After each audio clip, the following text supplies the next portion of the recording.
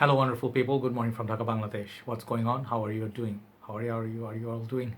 I'm sorry, I'm not gonna restart. I'm just gonna go. Yes, today we have a Parfum de Marly fragrance, and brace yourself for a sample review. I know many of you hate it. I'm just warning you in right up front so you don't have to endure the pain of not being able to see the full presentation. I understand it's painful. I'm not joking.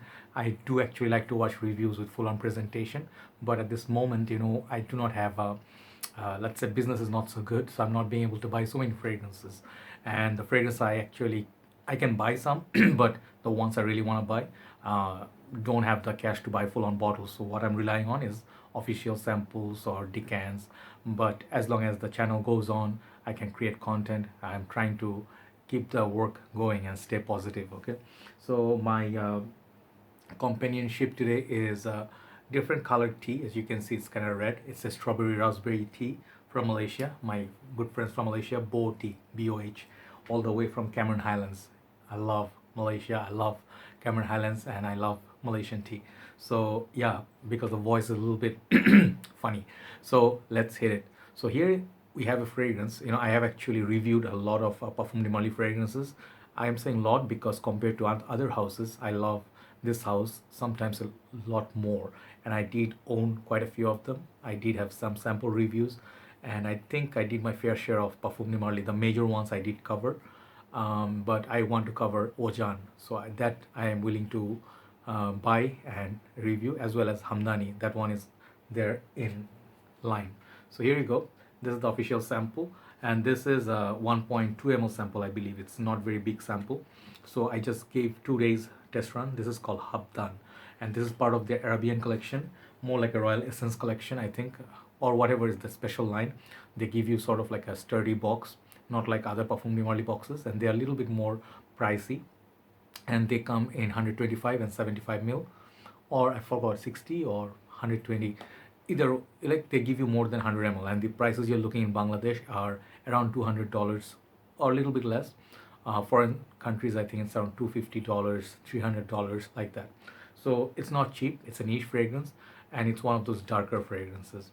So if you like bold, daring, kind of scary kind of fragrances, if you're the kind of person that like to take challenges from a niche fragrance, and it's not another Baccarat Rouge or another fresh fragrance clone or another Tuscan leather clone, this fragrance is definitely for you. But the other flip side, many people may not appreciate it as much as I do.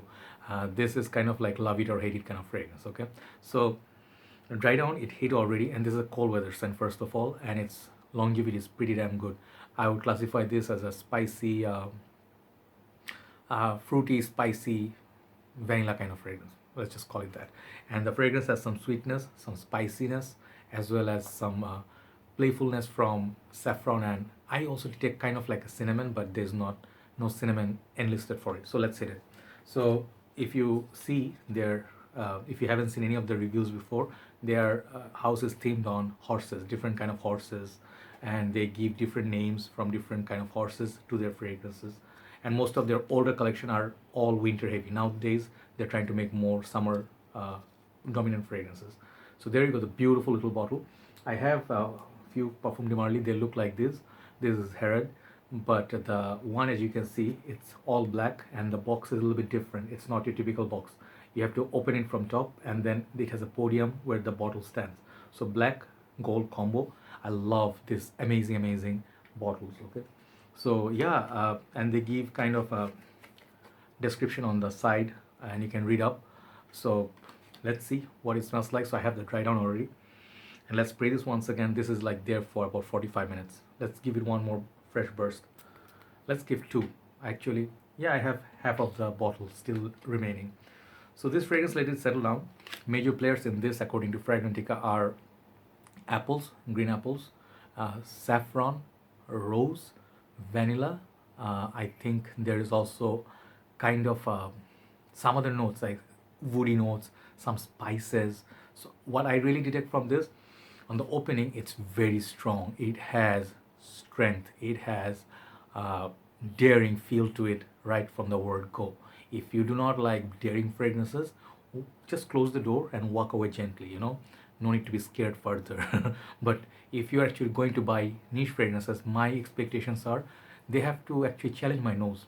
You know, this is what I pick up from the great reviews over the years, like my guru Mark. Again, if people be like, "Are you obsessed with Mark?" I'm like, "Yeah, since the beginning of my journey, yes, he's the guy who got me interested in fragrances."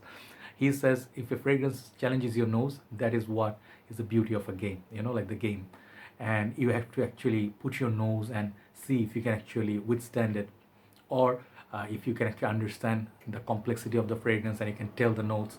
So this fragrance can really do that for you. But I'll make it easy for you, you know, all the notes and everything. Put it aside for a while. If you smelled Hugo Boss Bottled Oud, you know, the Oud version, the black bottle with the golden cap, their Oud version, which is a little bit more pricey. Every single designer has their Oud fragrance. Versace has, John Varvatos has, I think Polo has. So if you name few major designer houses, they all have their oud, their take on oud. If you love Hugo Boss Bottled Oud, if you like the cinnamon kind of spices with that apple, spicy apple kind of apple pie sort of mix, this is like the niche version of that. That's the best way I can put it. That's what I wrote a while ago in Fragrantica. That's it. If you are not interested in that fragrance, you're not going to enjoy this one. Simple as that. So I smell it. I'm thinking like many people will be like, God, why? Please. And I'll be like, God, Jesus, thank you. Thank you for this blessing. You know, this is so good. And this is what I look for from a Parfum de Marly darker fragrance, you know. This is definitely like not for most of the year. If you're living in a hot climate, this is not for you. This is mostly for winter, very cold weather.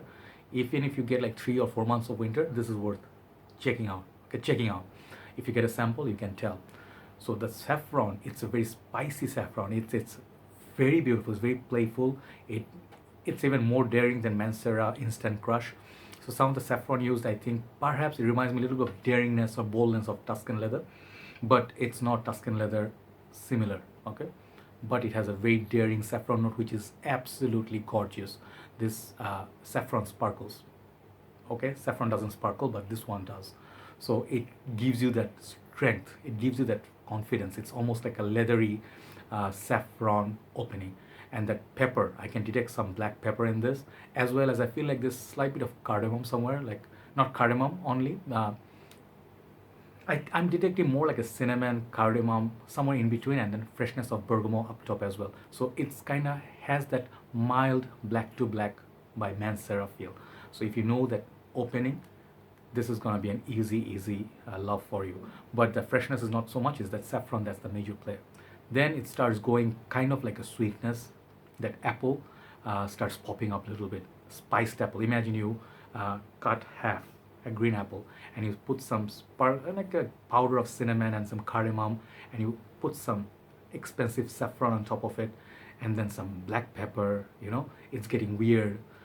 Very weird combination, and then starts getting like vanilla on top, and you start I don't know what I'm trying to say, but if imagine you make an apple pie, spicy apple pie, and on top of it you put some vanilla, but it's a spiced apple. You know, it's like not like apple cider, it's like a spiced apple drink. There you go. This is the fragrance. It's so lovely. If you actually mature your nose over the years, this is gonna be easy love for you. Easy love. I smell it, I'm like, damn, I'm like orgasmic kind of stuff, you know. This is my kind of juice. Okay, so that are all the good things. It has very good potency. It will project really nicely, but after 2 hours it settles down nicely on your skin. It's not as peppery or as spicy as you got initially. But I think this is more of a unisex scent. No problem, women can wear it too, no problem. Yep, the tea is so good. So where to wear it? Christmas, winter, Halloween, perfect. If you do enjoy Wojan, Carlisle is a bit too sweet. This is more of a spiced Middle Eastern spice bazaar. You know, if you're just walking around Turkey or let's say Egypt, I'm just imagining, I have never been there. But if you smell the fresh open spices in the bazaar, this is going to remind you of that. Very beautifully done, very, I will say very animalistic, at the same time it's very polished. So it's not very wild. So I really love the whole composition of this fragrance. and it's really keeps you interested. You know, every now and then you like a waft of it and really enjoy that apple spice, saffron, vanilla, caramel kind of combo. Not vanilla, more like a caramel sort of combo. So there is a sweetness, spiciness, and fruitiness. Those three are the major players in this. Definitely give it a try. Very beautiful fragrance, but it's worthy checking out first as a sample or sniff it in the counter. Do not blind buy this. You may end up regretting it. So overall longevity and projection, if you take everything in consideration, I think a longevity and projection, I'll give this like 8.5 out of 10. Good solid longevity. Versatility is kind of poor, 5. You shouldn't try to pull this off in high heat, not gonna work. Both male and female can use it, but I think more male dominant because it's got that saffron thing going. For the smell, I'm giving this a 9 out of 10. Very beautiful smell. Yes, definitely. And it does remind me of like kind of like a beast. It's kind of wild. I'll just tell you what I wrote. Imagine Tom Cruise interviewed the vampire. Brad Pitt was in it as well. Brad Pitt was the good guy, and Tom Cruise was the bad boy. He turned Brad Pitt, as a vampire to a vampire, and he is more vicious, more bad, like bad as in like evil vampire, but with so much, say, bloodbath was there. At the same time, there was charm and humor. So I think this reminds me of Tom Hanks, not Tom Hanks. I love Tom Hanks a lot. So Tom Cruise taking a bite at the neck and drinking blood, and it goes like, you know what I mean? This is the kind of fragrance. There's no bloody note in this, but it's kind of animalistic, very, very daring and bold fragrance. So if you like those kind of fragrances, check it out. This is called Habdan by Parfums de Marly. I really want to do this review, even though I'm extremely tired, but I love the house of Parfums de Marly a lot. Respect. Beautiful bottles, beautiful presentations, and prices in Bangladesh are very reasonable. Take care, guys. Thanks for watching. I'll be seeing you soon, hopefully. Good night from Dhaka, Bangladesh. Bye-bye.